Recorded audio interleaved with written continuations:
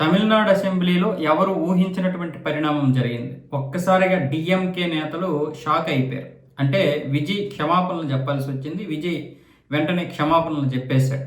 ఇటు మాజీ మంత్రి ఏమొచ్చేసి రామచంద్రన్, డీఎంకే నేత రామచంద్రన్, అటు కరుణానిధిని పొగిడేస్తూ ఇక్కడ 100 రోజులు పరిపాలన ఏదైతే ఉందో విజయ్ 100 రోజుల పరిపాలనని విమర్శిస్తూ 100 రోజులైనా సరే ఇచ్చినటువంటి హామీల్ని నెరవేర్చలేదు అని చెప్పి అసెంబ్లీలో సాధారణంగానే దీని మీద రగడ జరుగుతుంది కదా, ఆ విధంగానే అన్ని అసెంబ్లీల్లో జరిగిన విధంగానే ఇక్కడ కూడా జరిగింది. అయితే దీని గురించి ఇటువైపు టీవీకేకి చెందినటువంటి రంజిత్ అనే మంత్రి ఏమన్నారంటే కరుణానిధిని ఏకవచనంతో సంబోధించడం అనేది అక్కడ డిఎంకే నేతలకి నచ్చలేదు. పైగా వాళ్ళని కూడా విమర్శించారు. ఏదైతే ఓటు కొనుక్కున్నారో ఆ ఓట్లు కొనుక్కున్నారు, ఓటు బేరాలు చేశారు వీళ్ళకి ఎన్నికల సమయంలో అని రకరకాలుగా ఇచ్చేయడము, కరుణానిధిని ఏకవచనంతో సంబోధించడంతో అక్కడ అసెంబ్లీలో డిఎంకే నేతలందరూ కూడా పట్టుబట్టేసి రకరకాలుగా విజయ్ని, ఆయన పార్టీని, నేతలందరినీ కూడా దుర్భాషలాడమే కాకుండా క్షమాపణలు చెప్పాలి అని చెప్పడంతో అవి రికార్డు నుంచి తొలగించారు.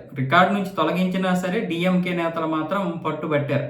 ఏదైనా సరే క్షమాపణలు చెప్పాల్సిందే, మంత్రి రంజిత్ క్షమాపణలు చెప్పాలి పట్టుబట్టడంతో చివరికి విజయే మైక్ అందుకొని నా మంత్రి తరఫు నుంచి నేను క్షమాపణలు చెప్తున్నాను, కరుణానిధి గారిని ఆ విధంగా సంబోధించడం అనేది ముమ్మాటికి తప్పే, ఇక్కడతో ఈ యొక్క రచ్చన ఆపేయండి, ఈ యొక్క సమస్యకి పరిష్కారం చెప్పండి, పరిష్కారంతో పాటు మనం నెక్స్ట్ భవిష్యత్తు తరాలకి అలాగే మన మిగతా పరిపాలన ఏ విధంగా కొనసాగాలి, ఏం చేస్తే బాగుంటుందనే దాని మీద మాట్లాడుకుందామని చెప్పి విజయ్ అలా చెప్పేసరికి డిఎంకే వాళ్ళందరూ కూడా ఆశ్చర్యపోయి హర్షం వ్యక్తం చేయాల్సి వచ్చింది.